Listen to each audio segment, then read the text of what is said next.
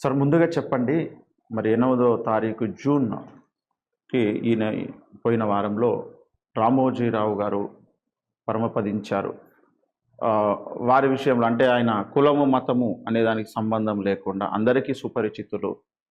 ఆహ్, వీరిని గూర్చినటువంటి ప్రస్తావన మీరు గూడా అనేక సార్లు చేసినటువంటి సందర్భాలు మేము విన్నాం మీ యొక్క ప్రసంగాలలో. అవును.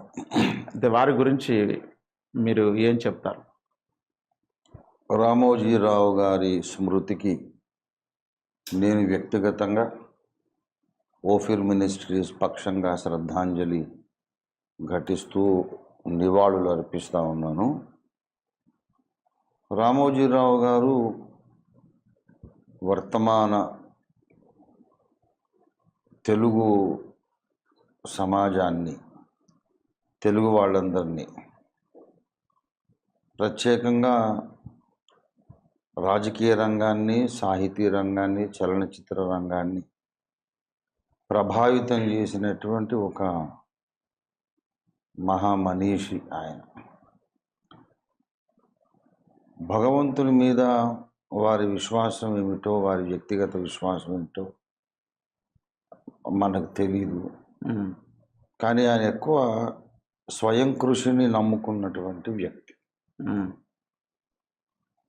ఆయన వ్యక్తిత్వం, ఆయన అంచెలంచెలుగా ఎదిగి మరి వామన అవతారం లాగా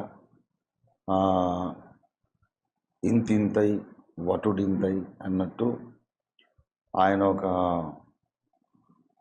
మహా విశ్వరూపాన్ని ప్రదర్శించినట్లుగా ఆయన ఎదిగిపోయారు. పర్సనలీ నేను రామోజీరావు గారి అభిమాని. ఒక మనిషిగా, వారు ఒక సాటి మనిషిగా, వారు అనేక విషయాల్లో నాకు గురుతుల్యులు. వారు ప్రత్యేకంగా వారిని గురించి చెప్పుకోవాలంటే ఎంతైనా చెప్పుకోవచ్చు. మరి నన్ను చాలా ప్రభావితం చేసి, నన్ను చాలా అంటే ఆశ్చర్యానికి గురి చేసినటువంటి ఒక అద్భుతమైన విషయం ఏంటంటే, ఆంధ్రప్రదేశ్, ఉమ్మడి ఆంధ్రప్రదేశ్ ఉండినప్పుడు ఒకప్పుడు అసలు రాష్ట్రంలో ప్రతిపక్షం అనేదే లేనటువంటి పరిస్థితి. కాంగ్రెస్ పార్టీ మొత్తం సార్వభౌమాధికారం, మొత్తం నిరంకుశమైన అధికారం చెలాయిస్తున్నటువంటి దినాలు. కాంగ్రెస్ పార్టీకి ప్రత్యామ్నాయం లేదు, సరైన ప్రతిపక్షం లేదు. అలాంటి పరిస్థితిలో రామోజీరావు గారు ఈనాడు పత్రిక ద్వారా ప్రతిపక్ష పాత్ర పోషించారు. ప్రతిపక్షం చేయాల్సిన పనులన్నీ ఆయన చేశారు. మరి అసలు ఈ తెలుగు నేల మీద రాజకీయాలు మొత్తం ఒక మలుపు తిరిగినటువంటి మహాశక్తి రామోజీరావు గారు. ఆ రోజుల్లో అందరూ కాంగ్రెస్కి ఒక ప్రత్యామ్నాయం ఉండాలి అని వెతుకుతూ ఉన్నారు రాజకీయంలో. ఎందుకంటే అప్పుడు చీఫ్ మినిస్టర్ అంజయ్య గారు ఉండినప్పుడు, అప్పట్లో రాజీవ్ గాంధీ గారు ఎయిర్పోర్ట్లో, బేగంపేట ఎయిర్పోర్ట్లో వారిని కొంచెం అవమానకరంగా, కొంచెం కసురుకున్నట్టుగా మాట్లాడారు. ఒక రాష్ట్ర ముఖ్యమంత్రిని, ఆయన ఒక ప్రధానమంత్రి కుమారుడు అంతే, ఆయనకి ఏ పదవి లేదు. ఆయన ఒక ముఖ్యమంత్రిని కసురుకోవడం ఏంటని మొత్తం తెలుగు జాతి గాయపడింది. తర్వాత అప్పట్లో సంజయ్ గాంధీ దురాగతాలు, అవన్నీ కూడా ఇందిరాగాంధీ ప్రతిష్టకు, కాంగ్రెస్ ప్రతిష్టకు ఒక మచ్చగా మిగిలిపోయినాయి. ఇంకా ఆమె ఎన్నికను రాజనారాయణ గారు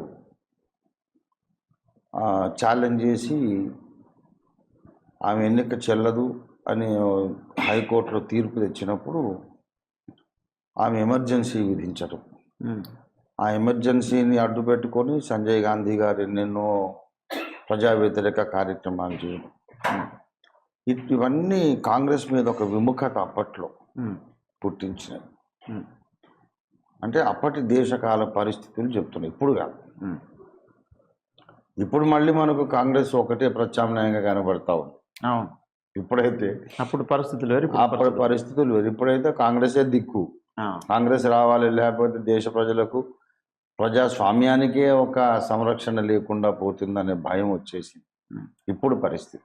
అప్పటి పరిస్థితి నేను చెప్పేది 40, 45, 50 ఏళ్ళ కిందటి సంగతి చెప్తున్నా. ఉమ్, ఆ పరిస్థితిలో ఎవరైనా ఒక ఆల్టర్నేటివ్ ఉండాలా. ఎప్పుడు వీళ్ళైనా మంచైనా చెడ్డైనా వాళ్ళు తప్ప ఇక ముంచినా తేల్చినా పాలు ముంచినా నీటి ముంచినా కాంగ్రెస్ ఏ దిక్కు అన్నట్టు ఎందుకు ఉండాలి, ఒక ప్రత్యామ్నాయం ఉండాలి అని చూస్తున్న సమయంలో మరి ఎవరు అంత ప్రజలను ప్రభావితం చేసి ప్రజలందరూ కాంగ్రెస్కే ఓటు బ్యాంక్ అయిపోయినప్పుడు కొత్త పార్టీ పెట్టి నెగ్గగలిగినటువంటి అంత దమ్ము ధైర్యము ప్రజాకర్షణ ఉన్నటువంటి వ్యక్తి ఎవరు?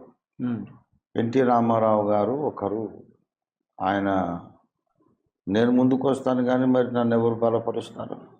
ఆ సమయంలో కాంగ్రెస్లోనే ఉండినటువంటి నాదెండ్ల భాస్కర్ రావు గారు. ఉమ్, నాదెండ్ల భాస్కర్ రావు గారు ఒక బ్యూరోక్రాట్గా పర్వతనేని ఉపేంద్ర గారు, ఉమ్, పర్వతనేని ఉపేంద్ర గారు, నాదెండ్ల భాస్కర్ రావు గారు, రామోజీరావు గారు, ఉమ్, వీరు ఎన్టీ రామారావు గారిని కన్విన్స్ చేసి పార్టీ పెట్టాలి, తెలుగు జాతి కొరకు ఇది మనకు అవసరం ఉమ్, అని, దాన్ని పార్టీని ఎలాగ నిర్మాణం చేయాలి, దాన్ని ఎలాగ ప్రజల్లోకి తీసుకెళ్ళాలి అనే విషయంలో వాళ్ళు ఒక టీమ్గా ఏర్పడి ఒక వ్యూహం అనేది ఏర్పరిచారు. ఆ రోజుల్లో రామోజీరావు గారు లేకపోతే అసలు తెలుగుదేశం పార్టీయే లేదు. ఉమ్, ఎందుకంటే మొత్తం మీడియా మొత్తము ప్రో కాంగ్రెస్, ఉమ్, కాంగ్రెస్కి మొత్తం మీడియా. ఇంకా ప్రైవేట్ ఛానళ్ళు ఎక్కువ లేవు కదా, ఉమ్, దూరదర్శన్ ఒకటే, అది ఎట్లా గవర్నమెంట్ బాకా. ఉమ్, ఇంకా మిగతా ఇప్పుడు డక్కన్ క్రానికల్ కానీ మిగతా అవన్నీ కూడా ఇండియన్ ఎక్స్ప్రెస్ కానీ ఉమ్, హిందూ కానీ ఆల్ మీడియా మొత్తం అంతా కూడా కాంగ్రెస్కే బాకా. ఉమ్, ప్రజల్లోకి పార్టీ ఎలా వెళుతుంది? ఈయన ఒక్కరే ఆ తన భుజం మీద ఆ భారం ఎత్తుకున్నారు ఉమ్, రామోజీరావు గారు. ఎత్తుకొని ఇంకా ఏటికి ఎదురీదినట్టు పార్టీని ప్రజల్లోకి తీసుకెళ్ళారు. ఉమ్, తర్వాత ముందు మొట్టమొదట ఎన్నికలు జరిగినప్పుడు తెలుగుదేశం పార్టీ పోటీ చేసినప్పుడు సర్వే చేసి ఉమ్, 190 నుండి 205 లోపల తప్పకుండా సీట్లు కాంగ్రెస్ పార్టీకి, I'm sorry Telugu Desam party Telugu Desam టీడీపీకి 190 నుండి 205 లోపల తప్పకుండా వస్తాయని ప్రకటించి, అప్పటి వార్తా కథనం నాకు ఇంకా జ్ఞాపకం, ఘనత వహించిన కాంగ్రెస్ మంత్రులు రాజధానిలో ఇక మూటాముల్లే సర్దుకోవచ్చు అని రాశారు ఆయన, ఉమ్, రామోజీరావు గారు. అప్పుడు అది ఏంటి ఇంత ధైర్యం? కాంగ్రెస్ అక్కడ ఉమ్, స్వాతంత్రోద్యమాన్నే నడిపించినటువంటి ఒక మహాసంస్థ. అసలు రాజకీయం అంటే అడ్రస్ కేర్ ఆఫ్ అంటే కాంగ్రెస్ కమ్యూనిస్ట్ రెండే కదా. ఉమ్, అలాంటిది కాంగ్రెస్ మంత్రులు మూటముల్లే సర్దుకుండే రాజధానిలో అని రాయడానికి ఇంత ధైర్యం ఆయనకి అందరూ అనుకున్నారు. కానీ తీరా ఎగ్జాక్ట్గా వారు ప్రిడిక్ట్ చేసినట్టే సీట్లు వచ్చినాయి. ఉమ్, తర్వాత ఎన్టీ రామారావు గారి చెయ్యి ఇలా పెట్టినటువంటి నిలువెత్తు ఆ ఫోటోను ఈనాడు ఫ్రంట్ పేజీలో వేసి ఉమ్, తెలుగుదేశం సూపర్ హిట్ అని రాసి, అదంతా నాకు బాగా జ్ఞాపకం. అంతగా చేశారు కదా. తర్వాత ఎన్టీ రామారావు గారికి ఆయన ప్రతిపక్షంగా కూడా మాట్లాడారు. ఉమ్, తర్వాత గెలిచిన తర్వాత సంపాదకీయం ఏమి రాశారంటే రామోజీరావు గారు, ఒకప్పుడు రాష్ట్రంలో కాంగ్రెస్దే ఎదురులేని అధికారంగా ఉండింది కనుక ప్రతిపక్షమే లేనప్పుడు ప్రభుత్వానికి ఇదిగో నువ్వు ఈ తప్పు చేస్తున్నావు అని చెప్పే వాయిసే లేనప్పుడు మరి పత్రికా రంగానిదే బాధ్యత, ప్రజల పక్షంగా మాట్లాడాలి, ప్రభుత్వం యొక్క తప్పులు ఎత్తి చూపించాలి. ప్రతిపక్షమే లేని పరిస్థితిలో ఈనాడు పత్రిక ప్రతిపక్ష పాత్ర పోషించింది. అంత మాత్రాన నేను బ్లైండ్గా తెలుగుదేశానికి బాగా అని ఎవరు అనుకోవద్దు. ఇవాళ తెలుగుదేశం మళ్ళీ తప్పులు చేసినా నేను ఎత్తి చూపిస్తానన్నారు రామోజీరావు గారు. Is a great person. ఎంత ఇంటిగ్రిటీ ఆయనకు, ఎవ్వడే లెక్క చేయడు. తర్వాత ఎన్టీ రామారావు గారు స్వామి వివేకానంద గెటప్లో వచ్చారు కొంతకాలం. అప్పుడు సంపాదకీయం రాశారు స్వామి అవివేకానంద అని, రామోజీరావు గారు. ఆ పాత ఆర్కైవ్స్లో చూస్తే ఇవన్నీ ఉంటాయి. నాకేది నేను మర్చిపోను. That is the problem with me. నా ఎనిమీస్కి, నా ఫ్రెండ్స్కి, అందరికీ ప్రాబ్లం ఏంటంటే I don't forget anything. Swami అవివేకానంద, వివేకానందుల వారికి మీకు పోలిక. తలకు పాగా చుట్టుకోగానే మీరు వివేకానందులు అయిపోతారు. ఆయన మహానుభావుడు, అవతార పురుషుడు, కారణ జన్ముడు. రాజకీయాల్లోకి వచ్చి ఎంతలో ఉండాలో అంతలో ఉండాలి, కానీ ఆ మహానుభావులను అనుకరిస్తే, వాళ్ళ వేష భాషను అనుకరిస్తే మీరు మహానుభావులు అయిపోతారా? ఇట్లాంటి పిచ్చి పనులు మానుకొని ప్రజలకు సేవ చేస్తే మంచిదని ఘాటుగా సంపాదకీయం రాశారు. ఒకసారి సమస్యలన్నీ తీర్చాలని చెప్పి ముఖ్యమంత్రి స్థాయిలో ఉన్నటువంటి ఎన్టీ రామారావు గారే ట్యాంక్ బండ్ మీద అడ్డంగా రోడ్డు మీద పడుకున్నారు. పరిష్కరించాల్సింది మీరై ఉండి ప్రజలు ధర్నా చేయాల్సింది పోయి ముఖ్యమంత్రి ధర్నా చేస్తే ఎక్కడికి దేవుడి దగ్గర పోవాలన్నా మరి? నీ పైన ఎవరున్నాడు? కనుక ఇట్లాంటి పిచ్చి పనులు మానుకోవాలని చెప్పేసి అప్పుడు కూడా సంపాదకీయం రాశారు. అంటే ఆయన తాను నమ్మింది ముక్కుసూటిగా, నిర్మోగమాటంగా, ధైర్యంగా మాట్లాడేసే మనిషి. నీకు ఎవరికైనా నచ్చని నచ్చకపోని 2 రెళ్ళంటే 4 అంతే అని. తర్వాత సితారా పత్రిక, సినిమా పత్రిక, సితారా సినిమా పత్రిక కొంతకాలం నడిపించి సితారా అవార్డ్స్ వచ్చినాయి. అవార్డ్స్ పెట్టేవారు, చాలా గవర్నమెంట్ స్థాయిలో పెట్టేవారు. సినీ నటులకు, గాయకులకు, సినీ రంగంలో వాళ్ళందరికీ సితారా అవార్డ్స్ ఇచ్చేవారు. తర్వాత ఆయన ప్రొడక్షన్లోకి ఎంటర్ అయ్యారు. ప్రొడక్షన్లోకి ఎంటర్ అయినప్పుడు అవార్డులు క్యాన్సిల్ చేశారు ఆయన. ఇక్కడ నుంచి సితారా అవార్డ్స్ ఉండవు అని ప్రకటించారు. ఎందుకంటే నేనే ప్రొడ్యూసర్ కనుక, మరి నేను ఒకవేళ నేనే ప్రొడ్యూస్ చేసిన సినిమాకి అవార్డు ఇచ్చుకుంటే, నా సినిమాల్లో నటులకు అవార్డు ఇచ్చుకుంటే మరి నా విశ్వసనీయత పోతుంది కదా.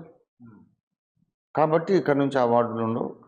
అంటే అంత నిక్కచ్చి మనిషి రామోజీరావు గారు. అంటే కులం మతం అనేది పక్కన పెట్టేసేయండి, ఆయన వ్యక్తిత్వం అనేది మహోన్నతమైన వ్యక్తిత్వము.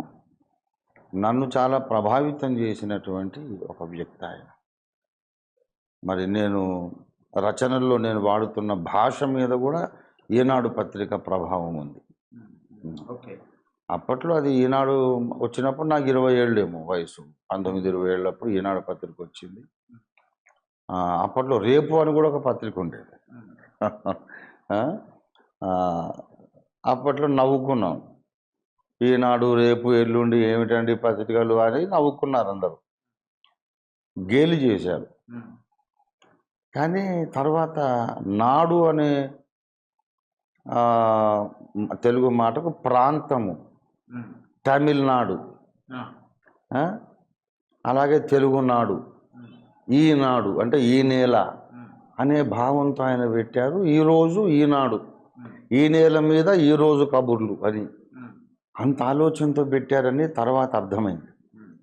అమ్మో, ఈయనెవరో మనం గేలి చేయాల్సిన వ్యక్తి కాదు, ఈయన స్టడీ చేయాలి అని ఆయన మీద దృష్టి పెట్టినప్పుడు ఎన్నో మహోన్నతమైన పాఠాలు ఆయన సమాజానికి నేర్పించారు. ఆయనకు ఏకలవ్య శిష్యులు అనదగిన వాళ్ళు ఉంటే చాలామంది ఉంటారు, అందులో నేను ఒకండి. ఆయన అంటే నిండు వృద్ధాప్యంలో కొంతకాలంగా అనారోగ్యంతో బాధపడి కాలధర్మం చెందారు. మరి ఏ మనిషికైనా తప్పదు అది. కానీ పర్వాలేదులే, పోతే పోయారు అనుకోదగిన మనిషి ఆయన కాదు. అలాంటి మనిషి ఉండాలి, మనకు అవసరం. రామోజీరావు గారి మరణం అనేది ఎప్పటికీ నేను యాక్సెప్ట్ చేయలేని ఒక చేదు నిజం.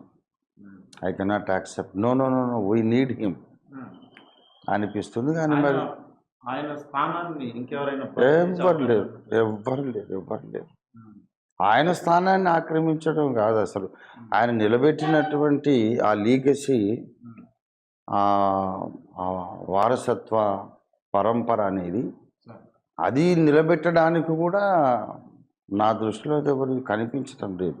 ఉమ్, ఆ, అలాంటి మహోన్నతమైన శిఖరం ఆయన.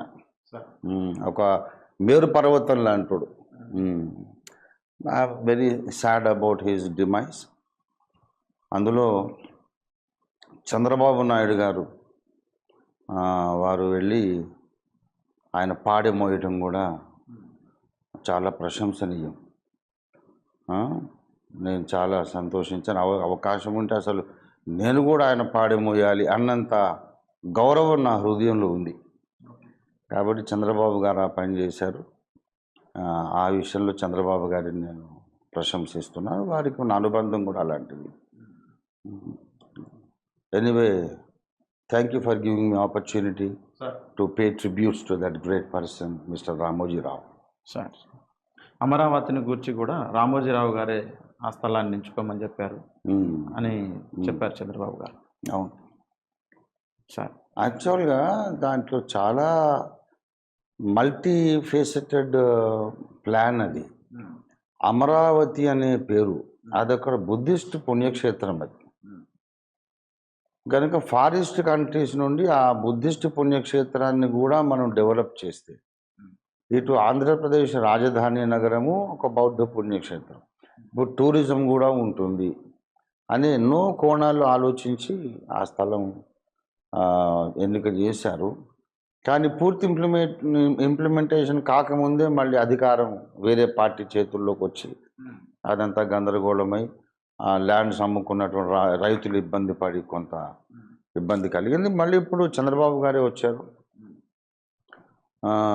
ఒకవేళ దానికి మళ్ళీ జస్టిస్ చేస్తారేమోనని నేను ఆశిస్తున్నాను. ఓకే. Okay sir.